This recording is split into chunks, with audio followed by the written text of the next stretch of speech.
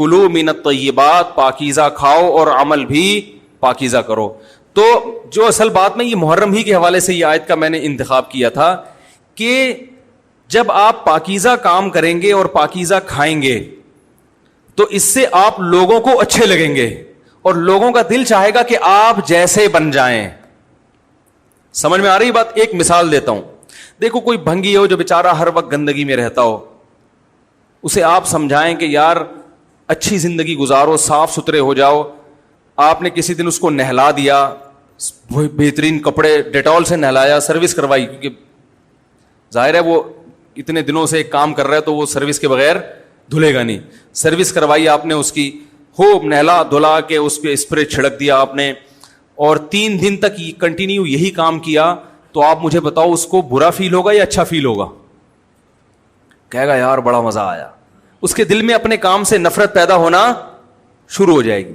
تو اچھی چیز میں, اچھی طہارت میں, پاکی میں اللہ نے اٹریکشن رکھی ہے. جیسے صاف ستھرا آدمی اچھا لگتا ہے یا گندا اچھا لگتا ہے؟ صاف ستھرا اچھا لگتا ہے. تو صاف ستھرے اعمال والا بھی انسان کو اچھا لگتا ہے. تو اللہ تعالیٰ نے اسلام کو جو ڈیفائن کیا 2 لفظوں میں, اچھا کھاؤ اور عمل اچھا کرو. کیا مطلب؟ ایسا کام کرو کہ غیر مسلم تمہاری طرف مائل ہوں کہ یار یہ بڑے اچھے ہیں.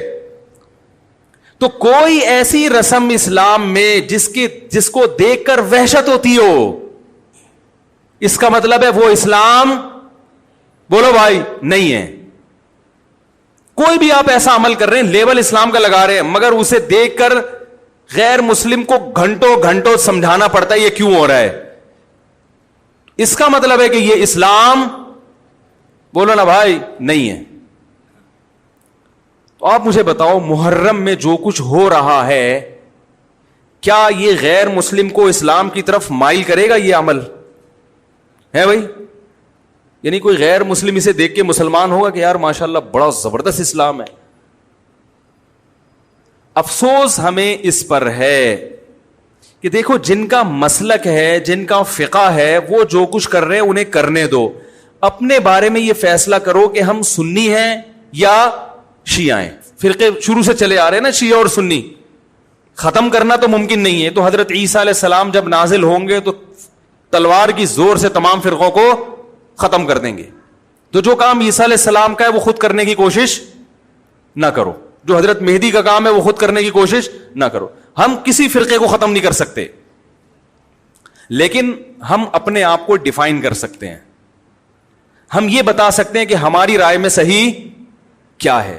تو میرے بھائی, نبی صلی اللہ علیہ وسلم نے فرمایا 73 فرقوں میں سے ایک جنتی ہے. تو یا تو ادھر چلے جاؤ, یا بولتے کیوں نہیں, ابھی نہیں بول رہے تو پھر عمل کیسے کرو گے, یا تو پورے ادھر چلے جاؤ یا پورے ادھر آ جاؤ.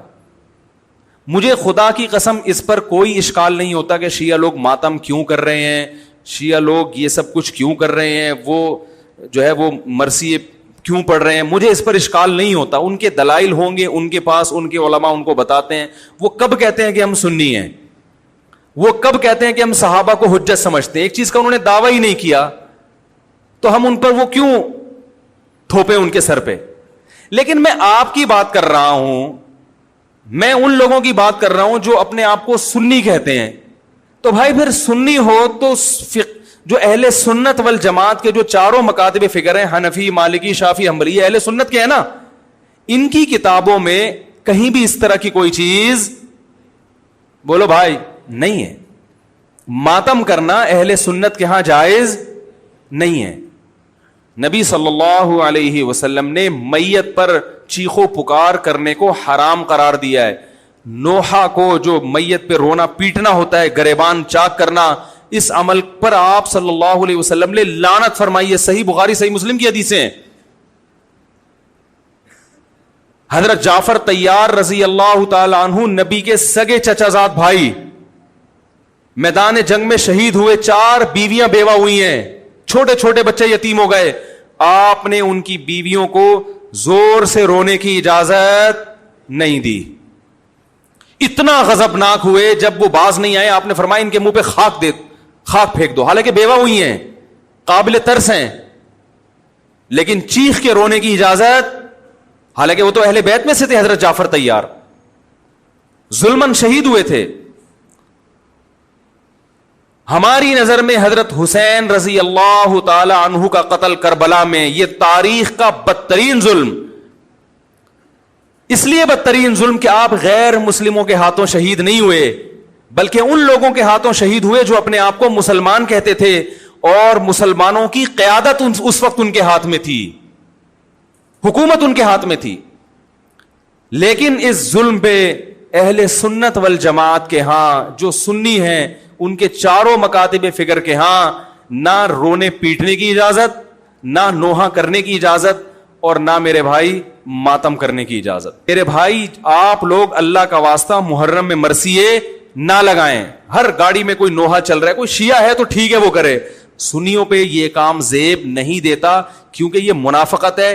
پتہ ہی نہیں چل رہا آپ ادھر ہو یا آپ ادھر ہو, آپ کا مسلک کہیں نہیں پتا چل رہا. ہمیں ایک مسلک کو فالو کرو. ہمارے ہاں محرم منحوس مہینہ نہیں ہے, ہمارے ہاں محترم مہینہ ہے, مبارک مہینہ ہے. امہات المومنین میں سے بعض کی اس مہینے میں شادی ہوئی ہے. ہم شہادت کو نحوست نہیں سمجھتے. 10 محرم پہلے سے مبارک تھا, حضرت حسین کی شہادت کی وجہ سے اور مبارک بن گیا, منحوس نہیں بنا. شہادت مبارک عمل ہے, منحوس نہیں ہے. ہم اس مہینے میں کالے کپڑے نہیں پہنیں گے, ہم اس مہینے میں خوشیاں منانے کو جائز سمجھتے ہیں. لوگ کہتے ہیں ان کو حسین سے محبت نہیں ہے. محبت کا جو طریقہ حسین نے بتایا اس طریقے پہ عمل کرنا حسین سے محبت ہے. جو طریقہ حسین سے ثابت نہیں ہے اس طریقے پہ محرم کو منانا یہ محبت کا طریقہ ہماری رائے میں نہیں ہے. سمجھ میں آ رہی ہے بات کہ نہیں آ رہی ہے؟ اور ایک میں وضاحت کر کے بیان کو ختم کروں. بھائی یہ کوشش کریں گے نا, اس کی محرم نہ منحوس مہینہ ہے, نہ اس میں بلائیں نازل ہوتی ہیں, اس میں خوشیاں منانا بھی جائز ہے, اس میں نکاح کرنا شادی کرنا بھی درست ہے. یہ جو مشہور ہے محرم کی شادی ناکام ہوتی ہے 100% غلط ہے. جو شیعہ حضرات ہیں وہ بچیں اس سے. ہمارے ہاں یہ بالکل اس کی اجازت ہے, آپ محرم میں نکاح بھی کریں, محرم میں آپ اپنے بچوں کا عقیقہ بھی کریں, آپ اس جو ہے جو بھی خوشیاں ہیں آپ اس کی کریں, تاکہ اسلام کا جو رخ ہے نا, اسلام میں کوئی مہینہ منحوس نہیں ہے, تاکہ غیر مسلموں کے سامنے کم از کم ہماری طرف سے جو اسلام پیش ہو وہ یہ والا ہو, ان کی طرف سے وہ والا ہو. غیر مسلم کے پاس آپشن ہو کہ بھائی دیکھ لو ان میں جو اچھا لگتا ہے وہ والا اسلام آپ فالو کر لو, لیکن آپ بھی ویسے ہی بن گئے تو پھر اسلام کا ایک رخ جائے گا ان کے سامنے. سمجھ رہے کہ نہیں سمجھ رہے؟ تو اس لیے یہ گھروں میں مرثیے نہ لگایا کریں. میتوں پہ نوحہ کرنا, غم منانا ہماری شریعت میں پسندیدہ. 3 دن تک تعزیت ہے بس, کیونکہ صحابہ کے دور میں مرد نے اگر 3 طلاقیں دی اور عورت کا نکاح ختم تو 20 رشتے اس کے لیے پہلے سے اچھے مردوں کے ہوتے تھے, کیونکہ ایک آدمی 2 3 بیویاں رکھتا تھا. لڑکیاں مارکیٹ سے کیا تھیں؟ شارٹ تھیں. لوگ انتظار کرتے تھے کسی کی بیوی بیوہ ہو یا طلاق ہو تو میں نکاح کروں اس سے. تو عورت کا گھر اجڑتا ہی نہیں تھا. اب جو گھر اجڑ رہا ہے وہ اسلام کی وجہ سے نہیں, بلکہ ایک بیوی پر جو اکتفا سب نے کر لیا ہے اور خواتین کے لیے رشتے نہیں ہیں, اس کی وجہ سے ان کے لیے مسائل ہو گئے ہیں. تو یہ 3 طلاق کے 3 ہونے کا قصور نہیں ہے, یہ قصور اس کا ہے کہ اچھے مرد مارکیٹ میں کیا ہو گئے ہیں؟ شارٹ ہو گئے ہیں. اس کو پتا ہے مجھے پہلے والا جیسا ملے گا نہیں آئی میرا خیال ہے بات سمجھ میں. تو یہ عمری قانون نہیں ہے, یہ خدائی قانون ہے. حضرت عمر نے اس کو کیا کیا تھا؟ نافذ. اور پھر بھی اگر بات سمجھ میں نہ آئے تو میں نے آپ سے ایک بات کہی ہے کہ بجائے باطل کے اعتراضات کا جواب دینے کے آپ باطل پہ اعتراضات کرنا شروع کر دو. تو میرا باطل سے یہ اعتراض ہے کہ آپ کہتے ہو 3 طلاق کو 3 قرار دے کر عمر نے ظلم کیا. دیکھو 3 طلاق کے بارے میں حدیث کی الفاظ دیکھو. 3 طلاق کے 1 ہونے کے بارے میں جو اہل حدیث پیش کرتے ہیں کہ نبی کے دور میں 3 1 سمجھی جاتی تھی, ابو بکر کے دور میں بھی عمر نے 3 کو کیا کر دیا؟ 3. ہم کہتے ہیں وہ جو نبی کے دور میں 1 سمجھی جاتی تھی اس کا مطلب یہ نہیں ہے جو اہل حدیث بیان کر رہے ہیں, اس کا مطلب دوسری حدیث میں آتا ہے کہ زمانہ جاہلیت میں 3 کو 1 سمجھا جاتا تھا, اسلام نے اس کو کیا کر دیا؟ منسوخ. حضرت عمر کے دور میں بہت سے لوگوں کو پتہ ہی نہیں تھا کہ اب 3 1 نہیں ہے, 3 3 ہی ہوں گی. حضرت عمر نے 3 کو 3 نافذ کر دیا. تو بہت سے لوگ سمجھے یہ کام کون کر رہا ہے؟ عمر کر رہے ہیں. اس کی مثال ایسے ہے جیسے صحیح مسلم ہی کی حدیث ہے کہ نبی کے دور میں ہم متا کیا کرتے تھے, جابر بن عبداللہ کہہ رہے ہیں رضی اللہ عنہ. ابو بکر کے دور میں بھی ہم متا کیا کرتے تھے, عمر نے متع پہ کیا لگا دی؟ پابندی لگا دی. ہم اس کا جواب کیا دیتے ہیں؟ بھائی متع تو نبی کے دور میں حرام ہو گیا تھا, ابو بکر کے دور میں بھی حرام تھا, عمر نے جو پابندی لگائی تو وہ جو کام نبی کے دور میں حرام ہو گیا تھا عمر نے اس کو نافذ کر دیا. لیکن نبی کے دور میں جب متع حرام ہوا تو سب کو پتہ نہیں تھا کہ حرام ہے, وہ جائز سمجھ کے کر رہے تھے. ابو بکر کے دور میں بھی کرتے رہے کیونکہ اس خبر پھیلی نہیں تھی اس حرام ہونے کی. حضرت عمر نے لا بنا دی, اب جو متع کرے گا وہی سزا دوں گا جو زانی کو دیتا ہوں میں. اس قانون کی وجہ سے سب کو پتہ چل گیا متع حرام ہے, تو نسبت کس کی طرف کر دی؟ عمر کی طرف. تو اسی طرح 3 طلاق 3 ہو چکی تھی نبی کے دور میں, پتہ نہیں تھا لوگوں کو. اب سمجھو کہ جو یہ کہتا ہے نا کہ عمر نے ہمارے گھر اجاڑے ہیں, معاذ اللہ 3 طلاق کو 3 قرار دے کے, آپ اس سے اعتراض کیا کرو کہ اگر 3 طلاقیں نبی کے دور میں ایک تھیں اس حدیث کی وجہ سے کہ عمر نے 3 کو 3 قرار دیا ہے, تو متع بھی کس نے حرام قرار دیا ہے پھر؟ عمر نے. لہذا آپ اگر عمر کو نہیں مانتے تو متع جیسی بےغیرتی کو بھی آپ کو ماننا بولو پڑے گا پھر آپ اسی جیسی حدیث کی وجہ سے. اور اگر آپ جواب میں کہتے ہو کہ نہیں متع تو نبی کے دور میں حرام ہو چکا تھا, تو ہم آپ کو یہ بھی دلیلیں دیں گے کہ 3 طلاقیں بھی نبی کے دور میں 3 ہو چکی تھی.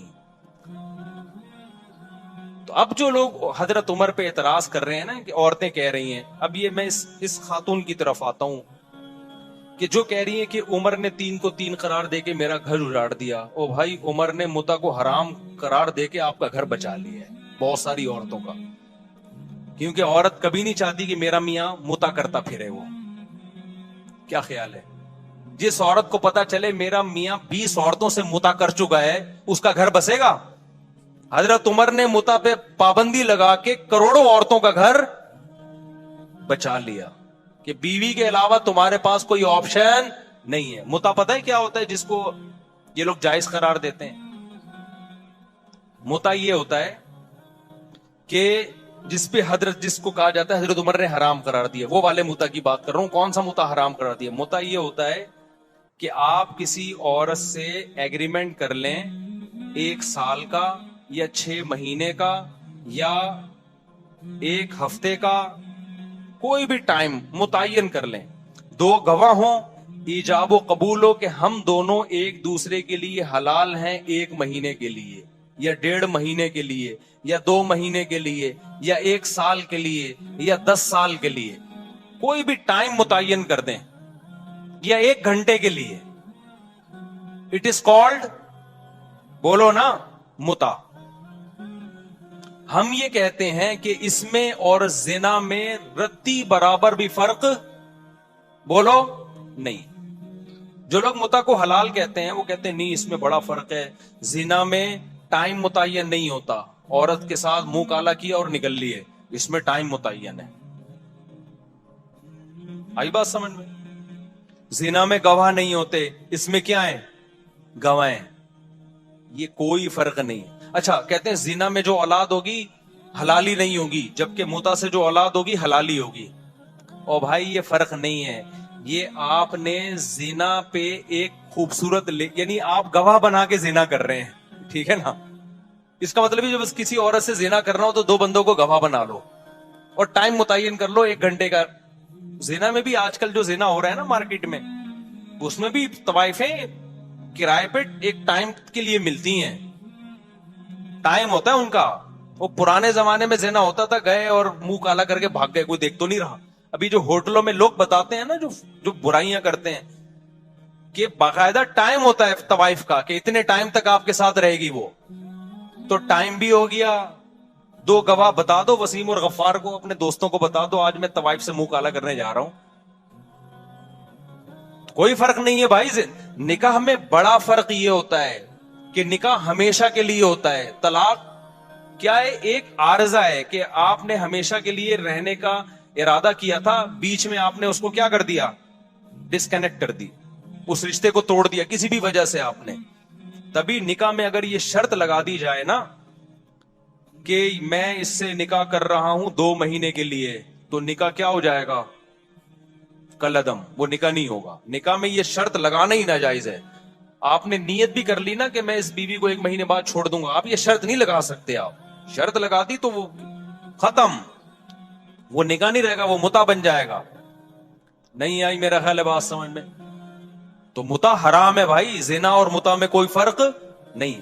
اب آپ مجھے بات بتاؤ, اگر حضرت عمر متع کو حرام نہ کرتے, آج بہت سارے مرد متع کر رہے ہوتے کہ نہیں کر رہے ہوتے, ان کے گھر بس جاتے. اور پہ زنا میں تو آج جب مرد زنا کرتا ہے نا تو گھر نہیں بستا, بیوی طلاقیں لے کے چلی جاتی ہیں, جبکہ وہ زنا کو برا سمجھ رہا ہوتا ہے, بیوی سے سوری کر رہا ہوتا ہے, بیگم آئندہ نہیں کروں گا, غلطی ہو گئی. متع جس پہ عمر نے پابندی لگا کے عورتوں کے پر بڑا احسان کیا, ان کے گھر بسا لیے, وہ جب متع لوگ کرتے تو پکڑے جاتے تو بیگم سے کہتے بیگم حلال. جیسے میں دوسری شادی کے بعد پکڑا گیا تھا تو میں نے کیا کہا تھا, حلال ہے یہ, لیکن شادی تھی نا وہ. تو جو متع کرتے ہوئے پکڑا جائے گا وہ کیا کہے گا, بھائی برا تھوڑی ہے, پابندی کس نے لگائی ہے, عمر نے. دیکھو صحیح مسلم کی حدیث ہے, نبی کے دور میں بھی ہوتا تھا, ابو بکر کے دور میں بھی ہوتا تھا, پابندی کس نے لگا دی, عمر نے.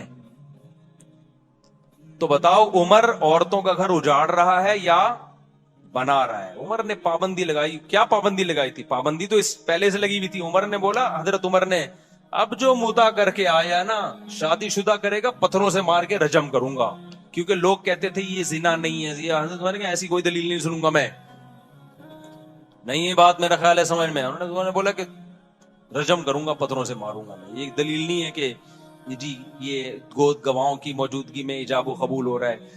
تو جو لوگ کہتے ہیں کہ متع حلال ہے تو انہوں نے عورتوں کا گھر کیا کر دیا, تباہ کر دیا. 3 طلاقوں کو جو 3 کہتے ہیں, چند عورتوں کا گھر تباہ ہوتا ہے, لیکن بے شمار عورتوں کا گھر بس جاتا ہے. مرد کو جب پتا چلتا ہے نا 3 لفظ زبان سے نکالے تو دوبارہ نہیں مل سکتی مجھے, یہ وہ کروڑ دفعہ سوچتا ہے زبان سے نکالتے ہوئے, بہت دفعہ سوچتا ہے, عبرت ہو جاتی ہے اس کو, لہذا اس سے گھر بستا ہے, ٹوٹتا نہیں ہے. چند کا تو ٹوٹتا ہے لیکن چند کی وجہ سے لاکھوں کا بس جاتا ہے. اور جنہوں نے متع کو حلال کر دیا تو خود عورت سوچے اپنے سینے پہ پتھر رکھ کے کہ آپ کا میاں ایک کام جائز سمجھ کے منہ کالا کر رہا ہو, آج اس عورت سے متع کیا. کیونکہ جب متع جو لوگ حلال کہتے ہیں پھر ان کی کوئی لمٹ تھوڑی ہے کہ 20 سے حلال ہے 21ویں سے حرام ہے. کہتے ہیں حلال ہے بس حلال ہے, جتنا بچاؤ متع کرو. سمجھ میں نہیں آ رہی بات. اور جو لوگ متع کو حلال کہنے کے دلائل دیتے ہیں, میں ان سے ایک سوال پوچھتا ہوں کہ پھر آپ یہ کام چھپ کے کیوں کرتے ہو؟ اس کا مطلب آپ کا ضمیر اندر سے کہہ رہا ہوتا ہے کہ یہ اچھا کام, بولو. نکاح چھپ کے کیا جاتا ہے کھلے عام. کچھ لوگ چھپ کے دوسری شادی اس لیے کر رہے ہوتے ہیں کہ پٹنے کا خوف ہوتا ہے. وہ چھپن ایک الگ چیز ہوتی ہے کہ پٹیں گے سسرال سے, سسرال نہ ہوتا تو وہ بھی بتا کے کر رہے ہوتے, لیکن شرمندگی کی وجہ سے نہیں چھپ رہے ہوتے, سائیڈ افیکٹ کی وجہ سے چھپ رہے ہوتے ہیں. اور چند دن چھپتے ہیں اس کے بعد بتا دیتے ہیں وہ بھی.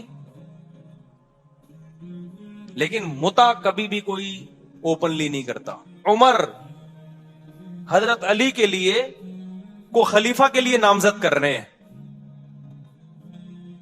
اور ان کی بیٹی کو نکاح کا پیغام بھیج رہے ہیں. یہ شیعہ کتابوں میں بھی مل جائے گا آپ کو کہ حضرت علی کی بیٹی سے کس کا نکاح ہوا ہے, حضرت عمر کا. شروع میں حضرت علی نے نکاح کا پیغام مسترد کر دیا تھا, صرف اس بیس پہ کہ آپ کی عمر زیادہ ہے, اس بیس پہ نہیں کہ آپ ظالم ہیں, آپ نے میری زوجہ کے ساتھ معاذ اللہ اچھا سلوک نہیں کیا, عمر کے ایج ڈیفرنس کی وجہ سے.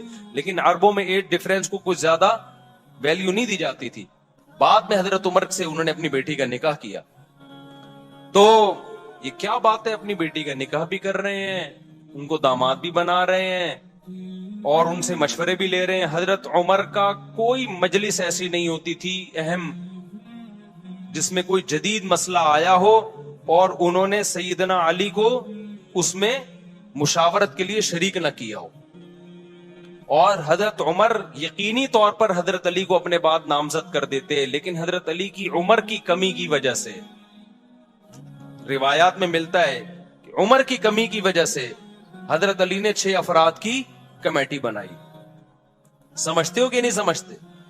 تو ہم ان کے آپس میں تعلقات دیکھتے ہیں, کوئی ان میں نفرت نہیں تھی, ایک دوسرے کی تعریفیں, ایک دوسرے سے محبتیں. لیکن آج لوگ مدعی سست اور گواہ چست بنے ہوئے ہیں. تو باقی ایک انہوں نے جو سوال کیا ہے کہ حضرت عمر کے 3 طلاق والے مسئلے پر، وہ یہ میں نے جمعے میں بھی اس پر بیان کیا تھا. ایک خاتون کا کلپ وائرل ہو رہا ہے، وہ کسی اسکالر کو نا، مذہبی اسکالر کو انٹرویو دے رہی ہیں کہ عمر، یہ جو اہل حدیث حضرات کہتے ہیں نا حضرت عمر نے 3 طلاق کو 3 قرار دیا، نبی کے دور میں تو 1 ہوتی تھی، حضرت عمر نے کیا کر دیا، 3 طلاق کا قانون بنا دیا. تو میں نے تو خود اہل حدیثوں کی تحریریں پڑھی ہیں اس بارے میں کہ انہوں نے گھر اجاڑ دیا لوگوں کا، یہ کر دیا حنفیوں نے نا. حالانکہ اگر گھر اجاڑنا ہے تو پھر تو حضرت عمر نے کیا، اور شیعہ صاف لفظوں میں کہتے ہیں یہ گھر اجاڑنے کا کام کس نے کیا، حضرت عمر نے. اہل حدیث صاف لفظوں میں نہیں کہتے کیونکہ ان کو پتا ہے کہ عمر کی محبت ہے لوگوں کے دلوں میں، وہ حنفیوں پہ ڈال دیتے ہیں. میں نے خود اہل حدیث کا فتویٰ پڑھا ہے کہ انہوں نے 3 طلاق کو 1 قرار دیا اور نیچے لکھا کہ قرآن و سنت میں 3 1 ہوتی ہے اور حنفی علماء کو اجازت نہیں ہے لوگوں کا گھر اجاڑیں وہ. حالانکہ یہ کام پہلے قرآن نے کیا، پھر پیغمبر نے کیا، پھر ابو بکر نے کیا، پھر عمر نے کیا، پھر عثمان نے کیا، پھر علی نے کیا، پھر چاروں اماموں نے کیا، تمام صحابہ نے کیا، تمام تابعین نے کیا. 7ویں صدی ہجری میں ابن تیمیہ رحمۃ اللہ علیہ کا ایک تفرد تھا، انہوں نے کہا نہیں 3 1 ہوتی ہے. 700 سال تک امت میں اہل سنت میں آپ کو ایک فتویٰ بھی نظر نہیں آئے گا کہ جس نے 3 طلاق کو 1 کہا ہو. 7ویں صدی میں ابن تیمیہ نے کیا، ابن تیمیہ رحمۃ اللہ علیہ نے، پھر ان کے شاگرد نے بھی اپنے استاذ کی رائے کو فالو کیا، ابن قیم نے. پھر ابن قیم کے شاگرد ابن رجب حنبلی، انہوں نے بھی اپنے استاذ کو فالو کیا. لیکن آخر عمر میں ابن رجب نے رجوع کر لیا اور یہ سخت الفاظ کہے وَعَلَمْ أَنَّهُ لَمْ يَثْبُتْ عن أحد من الصحابة ولا من التابعين ولا من أئمة السلف المعتد بقولهم في الفتاوى في الحلال والحرام شيء صريح أن الطلاق بعد الدخول يحسب واحدة إذا سبق بلفظ واحد. کہ انہوں نے کہا کہ کسی ایک حدیث میں بھی ہمیں نہیں ملتا، کسی ایک صحابی سے بھی نہیں ملتا، کسی ایک تابعی سے بھی نہیں ملتا کہ رخصتی کے بعد 3 کو کسی نے 1 قرار دیا ہو. صاف لفظوں میں رجوع کیا کہ میرے استاذ ابن قیم اور ان کے استاذ ابن تیمیہ اس مسئلے میں واضح غلطی پر ہیں، اس کی کوئی حیثیت نہیں ہے. رجوع کر لیا انہوں نے. اس کے بعد فقہ حنبلی میں، چونکہ یہ حنبلی تھے، ابن تیمیہ بھی، ابن قیم بھی اور ابن رجب بھی، اس کے بعد فقہ حنبلی میں یہ 3 طلاق کو 1 کہنا ختم ہو گیا. آئی بات سمجھ میں؟ فقہ حنبلی میں بھی اتفاق ہو گیا 3 کتنی ہے بھائی، 3 ہی ہوتی ہیں، کیونکہ یہ سب حنبلی مذہب کے بڑے بڑے ائمہ تھے. صدیوں یہ مسئلہ اسی طرح چلتا رہا. پوری امت میں 3 طلاقیں 3 ہوتی ہیں، 3 3 ہوتی ہیں، 3 3 ہوتی ہیں، یہاں تک کہ پھر شیخ بن باز جو سعودی عرب کے مفتی اعظم ہیں، جن کا تقریباً 15-20 سال پہلے انتقال ہوا، انہوں نے پھر ایک نئی رائے قائم کی کہ 3 کتنی ہوتی ہیں، 1 ہوتی. جب انہوں نے رائے قائم کی، ان کے استاذوں نے ان کی مخالفت کی. بن باز سے طلاق کے معاملے میں فتویٰ لینا جائز نہیں ہے. میرے پاس میں نے نیٹ سے پوری عبارتیں نکالی تھی، ان کے استاذوں نے رد کیا کہ بن باز کا فتویٰ طلاق 3 طلاق کے معاملے میں اس سے بیوی حلال نہیں ہوگی، یہ اجماعی مسئلہ ہے.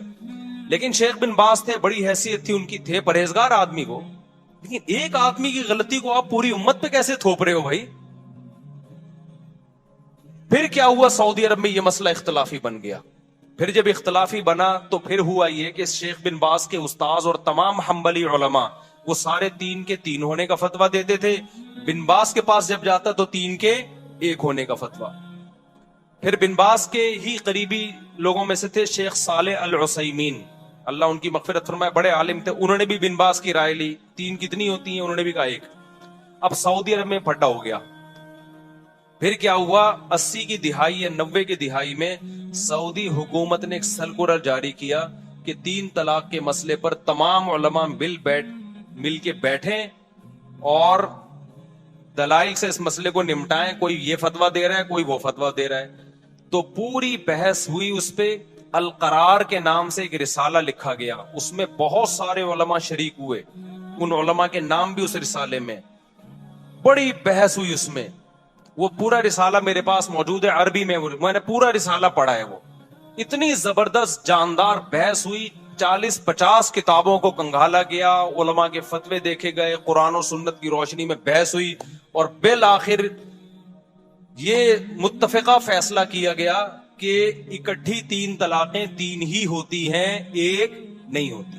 لیکن بن باز نے اس رائے سے اتفاق نہیں کیا، وہ اپنی رائے پر اڑے رہے. لیکن سعودی عرب کا پھر سرکاری قانون بنا کے عدالتوں میں یہ چلا دیا گیا بھائی 3 طلاق کو 3 ہی قرار دیا جائے گا، کیونکہ ہمارے پاس ایک ہونے کی کوئی معقول دلیل نہیں ہے. بڑا جاندار رسالہ ہے، میں نے پورا ایک ایک لفظ پڑھا ہے اس رسالے کا، آج بھی موجود ہے، نیٹ پہ سرچ کرنے سے مل جائے گا.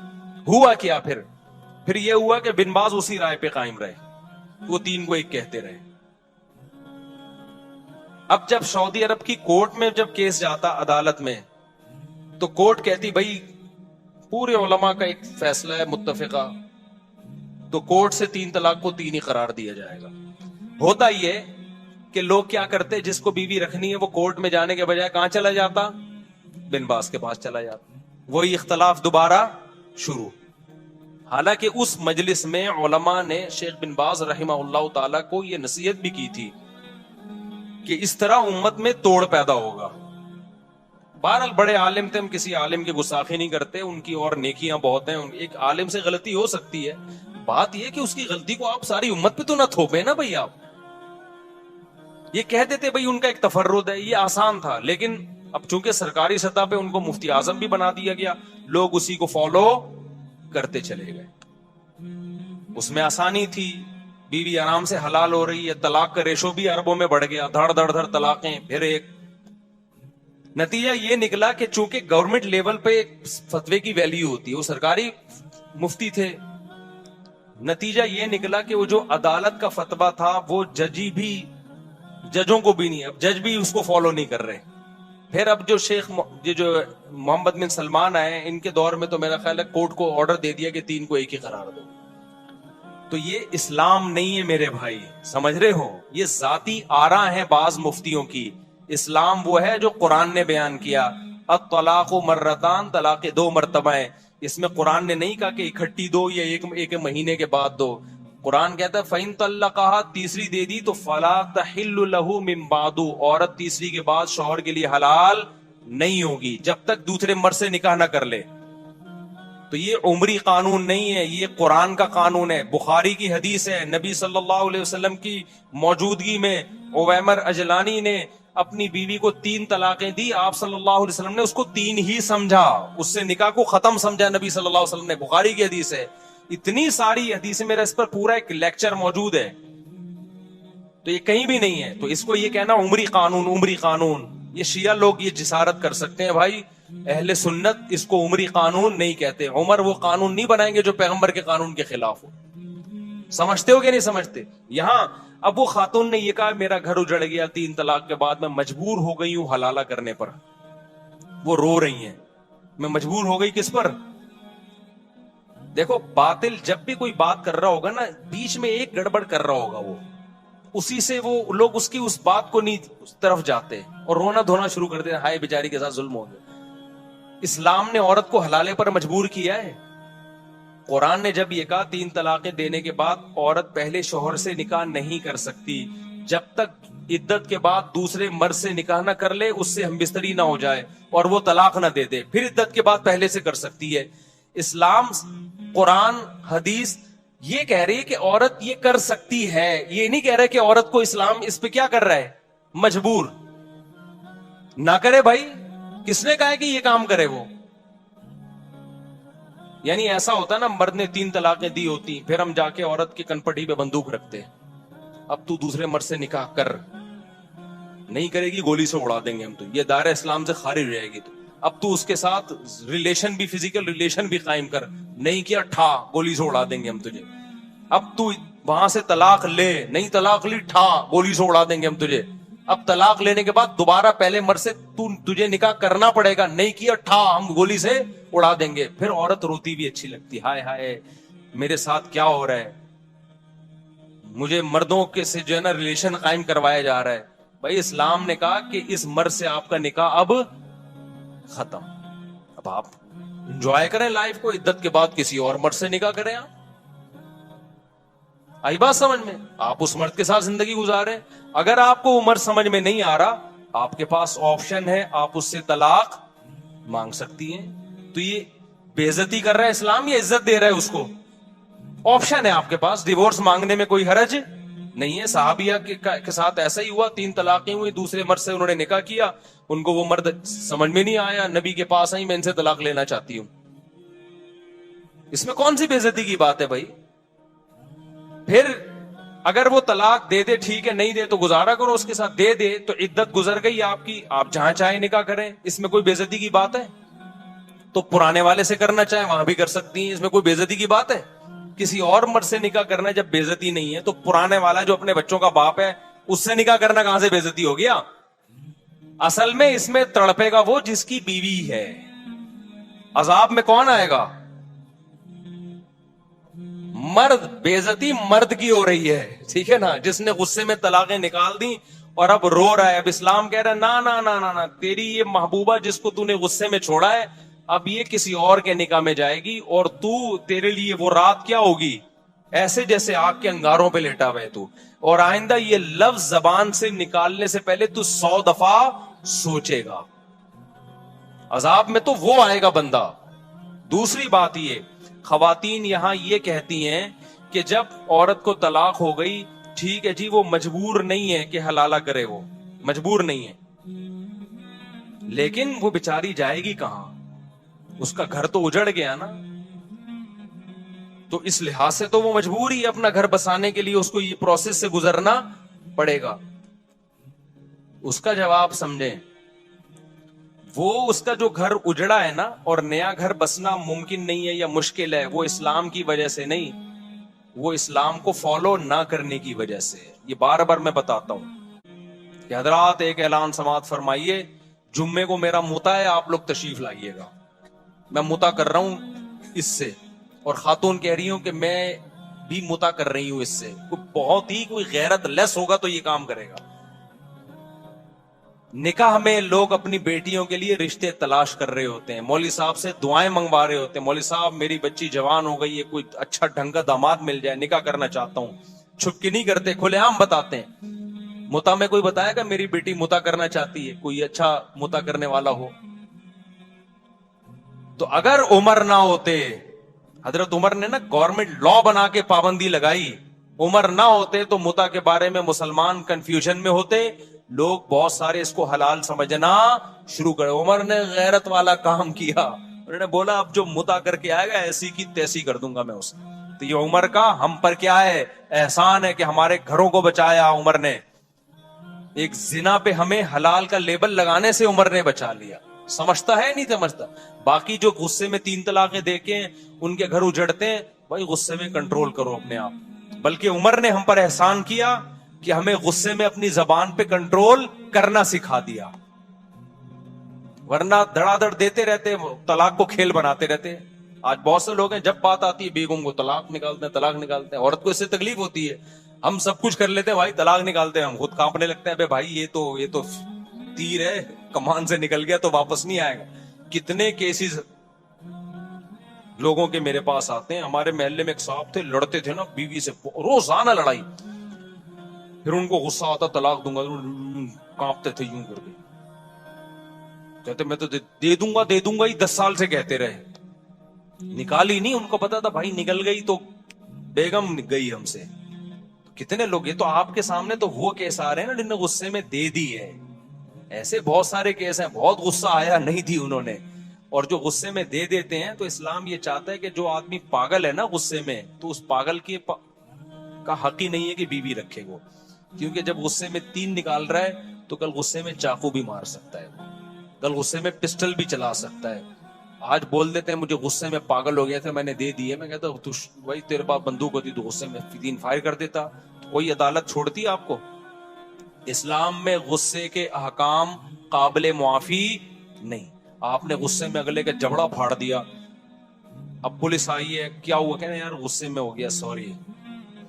کوئی دنیا میں کہیں بھی غصہ ایسی چیز نہیں ہے جو قابل معافی ہو, اور انسان کی آزمائش ہے ہی غصے میں میرے بھائی. نارمل میں تو کوئی بھی الٹے کام نہیں کر رہا ہوتا.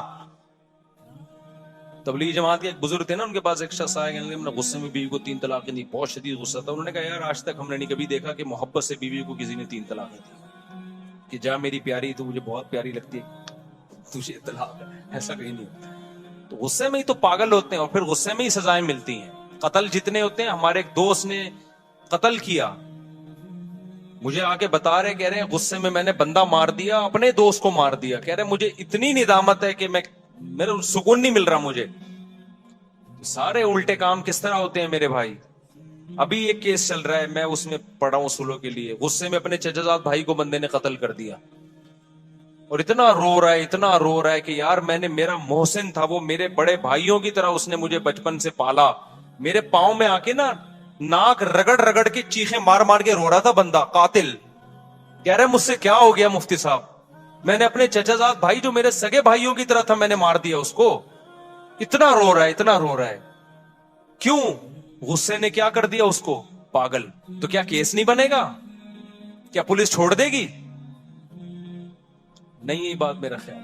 اب اگر اس کو پولیس لٹکاتی ہے، عدالت لٹکاتی ہے پھانسی کے پھندے پہ، لوگ کہتے ہیں یار بیچارے سے غصے میں پسٹل چل گئی، اتنا رو رہا ہے یار، چھوڑو یار. قرآن کیا کہتا ہے؟ وَلَكُمْ فِي الْقِصَاصِ حَيَاتٌ، اے لوگوں قصاص میں زندگی ہے. ایک لٹکے گا، 20 لوگ قتل کرنے سے بچ جائیں گے.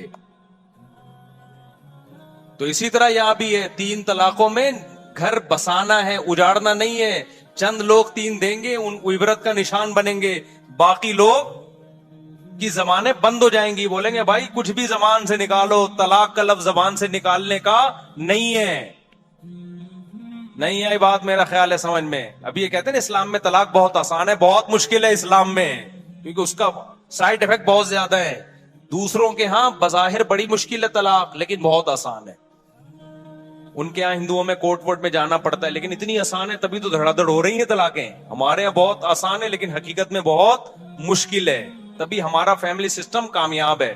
تو یہ تو حضرت عمر پہ اعتراض کا میں نے جواب دیا، بات لمبی ہو گئی. اور پتہ نہیں کیا لکھا ہے انہوں نے حضرت عمر کے بارے میں. تیسری بات یہ کہ حضرت عمر کی رائے کی تائید میں کئی بار قرآن کی آیتیں، یہ تو بہت دفعہ ہوا ہے. حضرت عمر نے نبی صلی اللہ علیہ وسلم سے فرمایا کہ اپنی خواتین کو حکم دیں پردہ کیا کریں. آپ صلی اللہ علیہ وسلم نے نہیں حکم دیا، قرآن کی آیتیں نازل ہو گئیں. یا ایھا النبی قل لازواجک وبناتک ونساء المؤمنین یدنین علیہن من جلابیبہن. غزوہ احد میں یعنی اللہ نے حکم دے دیا کہ پردہ کروائیں اے نبی اپنی ازواج کو بھی، اور مومنین کی بیٹیوں کو بھی کہتے ہیں آپ پردہ کریں. کس کی تائید میں نازل ہوئی ہے؟ حضرت عمر کی. حضرت عمر رضی اللہ تعالی عنہ کی رائے یہ تھی. ایک اور مثال تھی بڑی زبردست، میرے ذہن سے نکل گئی، وہ بہت زبردست مثال تھی. حضرت عمر کا ایک مشورہ تھا، ہاں جنگی قیدیوں کے بارے میں. جب بدر میں قیدی آئے نا تو حضرت عمر نے حکم دیا ہر شخص اپنے رشتہ دار کی گردن اڑا دے. نبی صلی اللہ علیہ وسلم نے کہا کہ نہیں، فدیہ لے کے چھوڑ دیں ہم ان کو. قرآن کی آیتیں نازل ہوئیں. نہیں یہ تو الگ آیت ہے، حمرت علیکم امہاتکم، اس سے کوئی تعلق نہیں. لولا کتاب من اللہ سبق لمسکم فیما اخذتم فیہ عذاب عظیم. اے ایمان والو، تم نے جو ان قیدیوں کو فدیہ لے کے چھوڑ دیا، اللہ نے پہلے سے مقدر میں اگر یہ نہ لکھا ہوتا نا کہ تمہیں ہلاک نہیں کرنا، تو یہ اتنا بڑا جرم ہوا ہے کہ اللہ تمہیں ہلاک کر دیتا. ان قیدیوں کو چھوڑا کیوں؟ یہ تو اتنی بڑے اسلام کے دشمن تھے. تو کس کی رائے صحیح ہوئی؟ حضرت عمر کی، ان کی رائے میں. اور حدیث میں آتا ہے کہ شیطان عمر کو دیکھ کے اپنا راستہ بدل لیتا ہے. بخاری کی حدیث ہے، رسول اللہ صلی اللہ علیہ وسلم نے فرمایا میں نے خواب میں دیکھا کہ ابو بکر نے ایک ڈول نکالا، اس میں کمزوری تھی. پھر میں نے ایک بہت طاقتور کو دیکھا کہ اس نے ڈول نکالا اور بڑی طاقت کے ساتھ ڈول نکال لیا نا، کنویں سے نہیں پانی کا ڈول نکالتے. تو آپ نے فرمایا اس خواب کی تعبیر کیا ہے عمر، یعنی ان کے دور میں جو نظام چلے گا نا طاقت اور قوت کے ساتھ چلے گا. غیر مسلم اس بات کا اعتراف کرتے کہ اسلامی تاریخ میں عمر جیسا دور نہیں آیا. ایسا خاندانی دور تھا نا حضرت عمر کا، کوئی اختلاف نہیں. اور کتنے آپ نے، اچھا جرمنی میں نا ابھی بھی عمر لا کے نام سے عمر لا کے نام سے وہاں کی یونیورسٹی میں پڑھایا جاتا ہے, اس کو کہتے ہی عمر لا ہے. میں پہلے اس بات کو یقین نہیں کرتا, میں گیا تو پتا چلا ایسا ہے حقیقت میں. یہ جو انسانی فلاح و بہبود کے قوانین انہوں نے وضع کیے نا بہت سے یورپین کنٹریز نے, یہ حضرت عمر سے لیے انہوں نے. اس کا نام بھی اب تک انہوں نے عمر لا رکھا ہوا ہے. نہیں آئی میرا خیال ہے بات سمجھ میں؟ تو غیر آپ کے خلیفہ عادل کے عادل ہونے اور اس کی فضیلت کی گواہی دے رہا ہے, اور یہاں بعض لوگ جو اپنے آپ کو اسلام کی طرف منسوب کرتے ہیں وہ عمر کو برا بلا کہہ رہے ہیں, معاذ اللہ. حضرت عمر کو اسلامی تاریخ سے نکال دو تو کیا بچے گا بھائی آپ کے پاس؟ ایک ہی تو دور تھا جس میں اسلامی سلطنت 22 لاکھ مربع میل پہ پھیلی ہے, اور کسی میں مجال نہیں تھی کہ کوئی سر اٹھا کے بات کر سکے.